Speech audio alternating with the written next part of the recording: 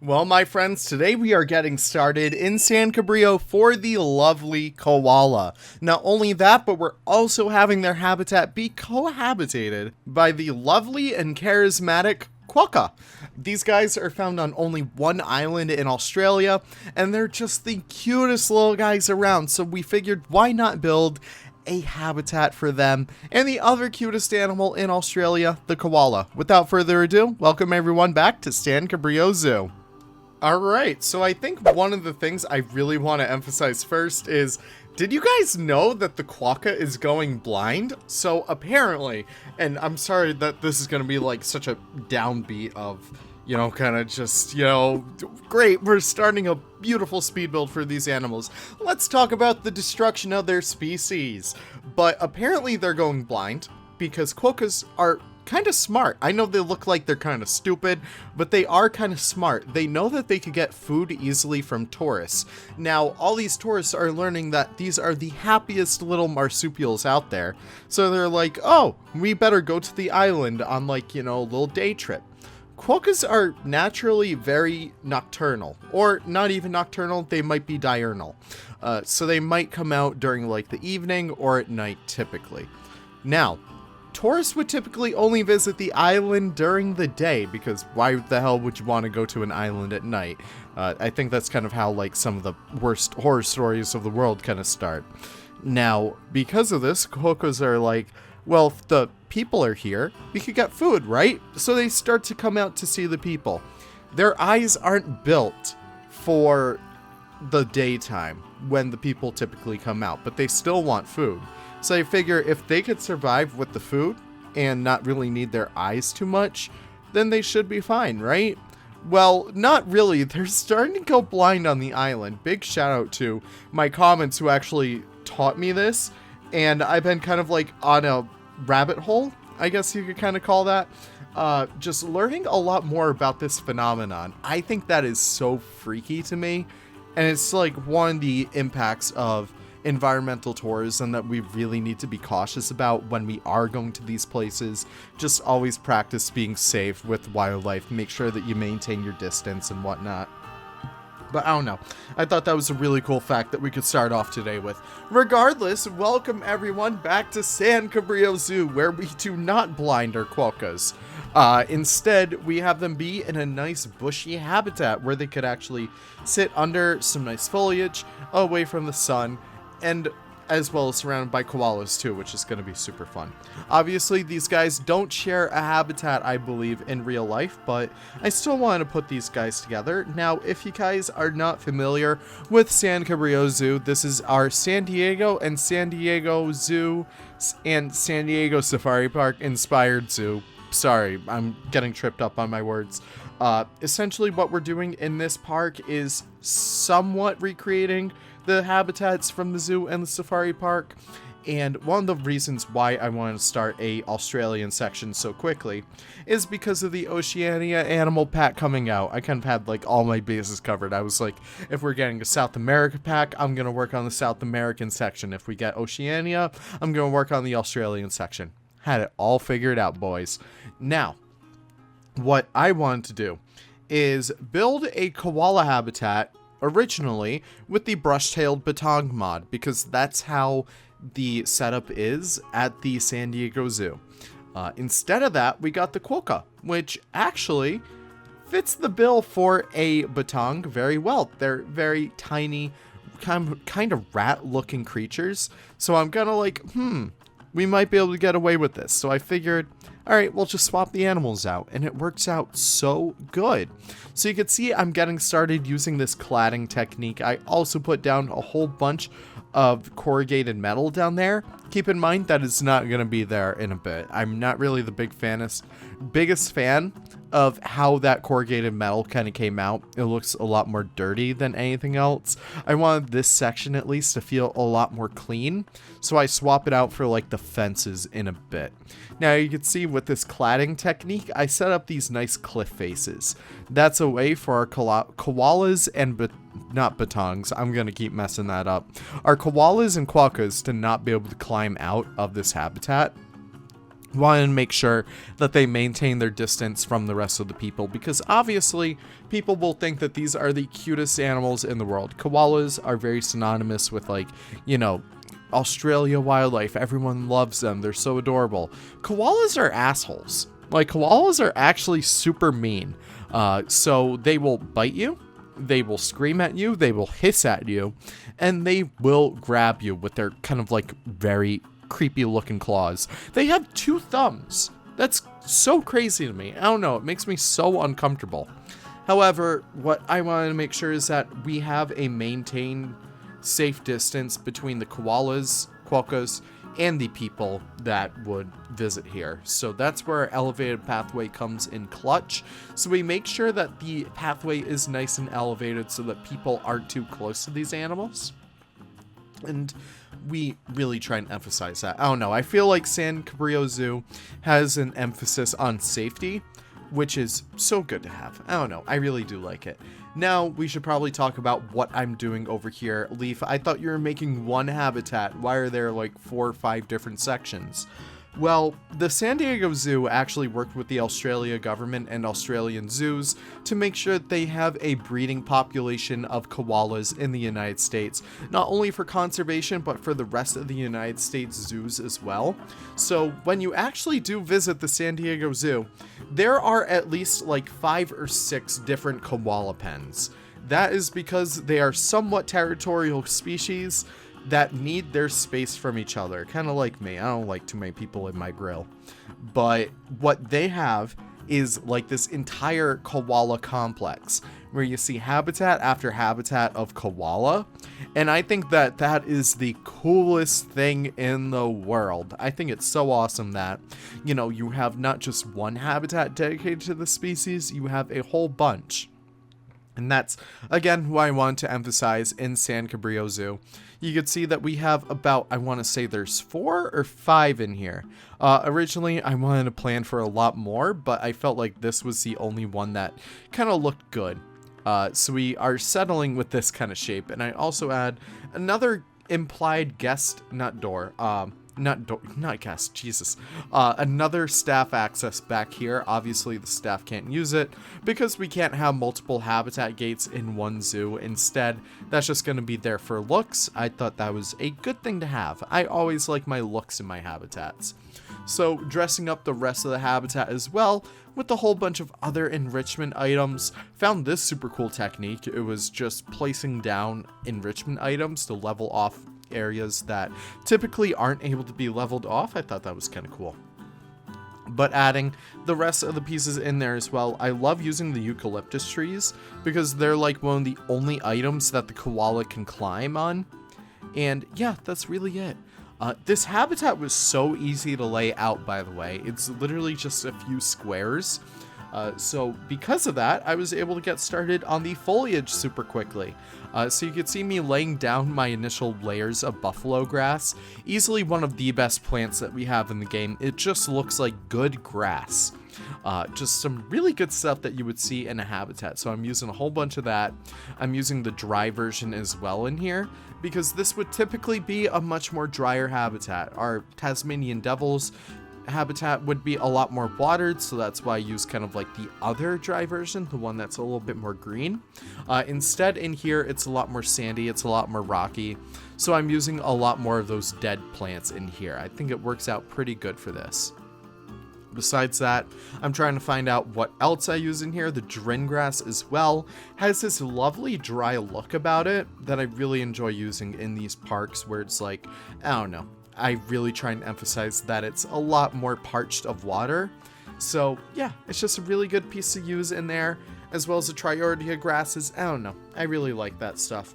But I hope you guys are enjoying San Cabrillo as much as I have, because it's been such a blast building in here over these past few days. I know I've only done like 2 habitats so far for our Australian section, but I think it's easily the best one that we've done yet.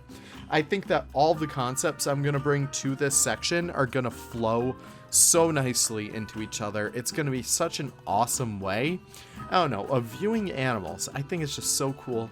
Integrating and mixing like the San Diego Zoo vibes with the San Diego Safari Park vibes of their respective Australian sections is just so cool.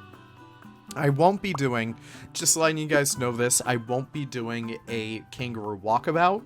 I typically don't like them all too much because it's not like you can really pet the kangaroos. They kind of just mind their own business.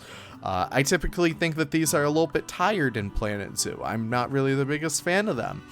So I think I'm going to opt for kind of like a wallaby habitat, kind of like what we had in Sonora Springs. It's going to be right behind the koalas. You'll see it in a bit. But what I'm working on over here is trying to copy, not necessarily copy because it's like 4 squares smaller, but I'm trying to emphasize this viewing area as well for our kind of guest areas. So this would probably be either the snack shack or the gift shop for our guests to, you know, participate in or whatever. Maybe if they're hungry and they don't want to go to like the main cafe towards like the entrance of the park, they could stop by over here and just pick up like, you know, a quick little bite to eat. I don't really know, probably like pre-packed sandwiches or stuff. I haven't really planned it out too much, but we'll figure it out later. And really all of this is coming down to is just copying the same pieces that we made on that section and making sure that they work over here as well. Really simple stuff. Really just wanted to make sure that we have all these consistent design philosophies, staying true throughout this entire section, just making sure it looks good as well, making sure it lines up. And really, this is shaping up so nicely. Just the way that, you know, the windows are slightly open, it tells a little bit more of a story than anything else. Adding these little window sections in here.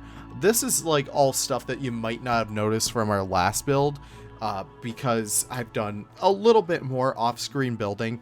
Like I was starting on making these small adjustments to the actual guest buildings, but it really wasn't stuff that I wanted to bore you guys with. Instead, I'm boring you guys with copying it over again. Wow, crazy. But it's really stuff that I felt would be much better if I just took the time and really was a lot more precise about it. Not really good speed build content. Sorry, guys. But I think that this serves as a really, really awesome way of creating this sense of scale as you enter this section. I don't know, I think it works out so cool. Now, what I'm also using over here is another blueprint. It's by Zouv. This one is the corrugated metal roof set. So it's all entirely flexi-color, and it's super easy to use. I thought it was a really, really awesome piece, and it just turns out so awesome, too. I don't know, I really like it. There's a small few issues with it, like you can see that the pieces don't necessarily line up with the corner pieces. However, I try my best to fix that a little bit on my own terms, and I think I have it look pretty good in the end. It's just, it requires a little bit of extra TLC, which is really no issue for me because I like doing those small extra details, and from afar, it looks great. These like orange and teal colors are exactly what they use at the San Diego Zoo for the koala area. And I just really, really like how it comes out. I'm not sure if I'm going to incorporate that tower that they have for this habitat too, but it might be something fun I'll look into in just a bit. I don't know. I'll really have to see because I don't want to overdo it. I don't want to go one-to-one with these sections, but I really do like some of the smaller motifs that they include in these areas. So again, I'm not really sure. I'm just going as I go. But that's really it. I really like how it looks from afar. It looks beautiful.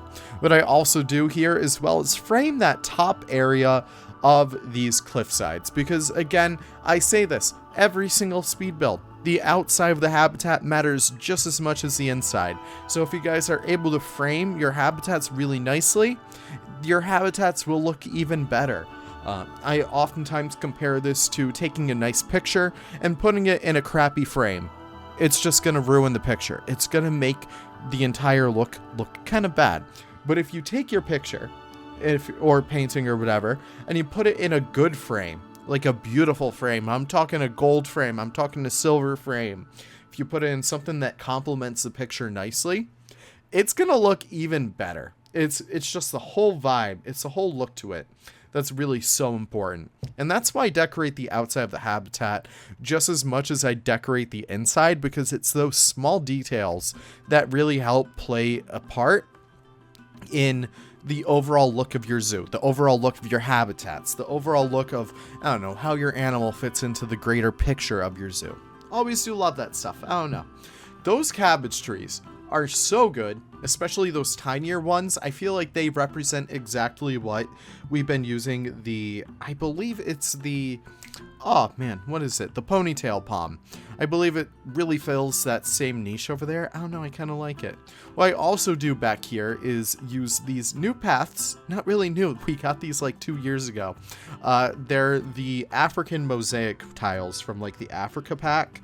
I use a whole bunch of those back there just to really help emphasize, I don't know, just a lot more color, a lot more funkiness that we get in an Australia section. What I also do in here as well is do those same kind of faux rock pieces that I've been incorporating in like the Tasmanian devil habitat and stuff like that. Looks really cool, and once we actually edit those colors, you can see me do that right here. As we get closer to the guest viewing, I have them be a lot more colorful. I thought that stuff is just really cool. What I also do in here are the utilitrees. Utilitrees are a mix in between utilities and trees. They are trees that serve a very distinct purpose. And in this case, it's serving the purpose for serving as the home for our koalas. Obviously, our koalas will not climb these, because Frontier doesn't know how to code actual climbing in the game. I'm just bugging you, Frontier, I'm sorry. But obviously these guys will just be here for looks, and boy do they look good. I really wanted to have this emphasis in between industrial and natural, and that's why I incorporate both the Oceania poles, which has this beautiful organic texture about it, with these metal pieces as well, just help really emphasize, yes, these are natural looking, but at the end of the day, they serve a distinct purpose for the koalas to sit in them and to enjoy them. What I also did over here is do this kind of custom roof for these as well. And I have it be super nice and super flexi color for me to be able to use. I thought that was super important for me to do, just because we needed to incorporate as much color into this section as possible. What I always love about Australian sections is the fact that they are filled to the brim with color, whether it's a lot more of your organic reds, like your Australian red sands and stuff like that, or if you're really trying to emphasize the colorful side of the Aboriginal peoples, where, you know, you incorporate a whole bunch of different color, paints, dyes, stuff like that. I really love just whatever you guys are able to do with Australian sections, but I'm feeling a lot more of those colorful dyes kinds of ways this time. So I set up a whole bunch of these utilitrees and make sure it fits in nicely with the rest of those poles, and I just use these simple art pieces as a way to get these colors that I want. Whether or not I decorate the tops of these, I don't think is that important, because you're never, as a guest, going to be able to look down on these. We really just have it just for, you know, Google Maps to see, oh my gosh, there's so much color down there. I digress, though. I add a whole bunch of these guys in here, and what I do is a little bit of a cheeky technique. I didn't want to bundle these into the same piece itself, so what I do, for the purpose of being able to easily flexi color them later, what I do instead is save it as a blueprint so that it saves in 2 different groups, so I could always go back, change the color on these roof pieces like you see right now, and it's just super easy, super simple to do. I settle on purple, sort of like a maroon red, and an orange. I think that looks super good when all is said and done. And what I also want to do on these is do custom eucalyptus holders. So this is very much inspired by Wyatt Andrew Workshops' Australian section in Orwell Zoo. Really recommend that you guys check that out. But they have this beautiful, beautiful way of incorporating eucalyptus pieces into their actual zoo. This is all done by Lion, who originally did it. I believe Wyatt might have touched it up a little bit more, but it's using the very smallest bracken ferns as a way to create eucalyptus. So you can see a few of those in these cinematics over here. I didn't realize the cinematics were coming this quickly, but regardless, thank you guys so much for watching. I really do appreciate it. Please enjoy these cinematics. This was a super fun build to put together, especially for these two charismatic animals. Regardless, I'm kind of losing my voice right now, so I'm going to go conserve it so I could do some other funky videos for you guys. Enjoy the last bits of cinematics. Hope you guys have the most wonderful, wonderful days, and I can't wait to see you all in the next episode of San Cabrillo Zoo. Bye-bye now.